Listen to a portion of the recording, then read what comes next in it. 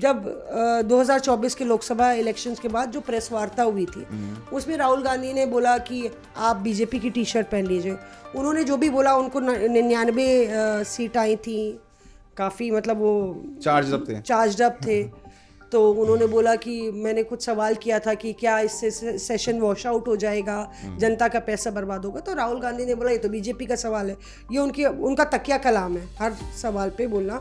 अरे बीजेपी का सवाल हो या आम आदमी पार्टी का सवाल हो, पत्रकार सवाल करता है, सवाल होता है। आपको अच्छा नहीं लगता आप जवाब मत दीजिए। मतलब तो मुझे मतलब कि हालांकि हमने हिसाब वहीं पे दोनों ने बराबर कर लिया, मतलब सेटल कर लिया।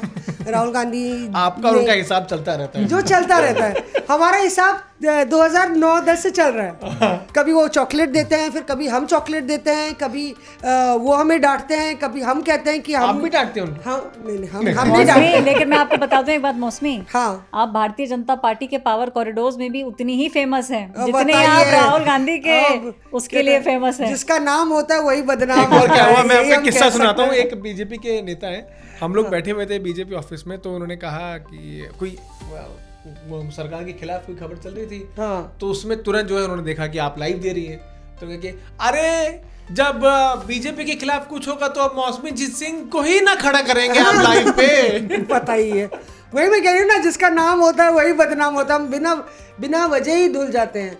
मैं ये कह रही हूँ कि वो दौर था। फिर पार्लियामेंट में राहुल गांधी आते हैं, तो क्या हुआ कि जब वो उनके साथ मेरी वो नोकझोंक हुई, हमें पता ही नहीं था कि इतनी वायरल हो जाएगी।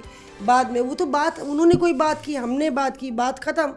अब उसके मायने निकालने के लिए बहुत सारे नेता होते हैं, तो कर रहे होंगे, राहुल गांधी जी को समझा रहे होंगे। भाई हम 15-20 साल से तो कवर ही कर रहे हैं ना।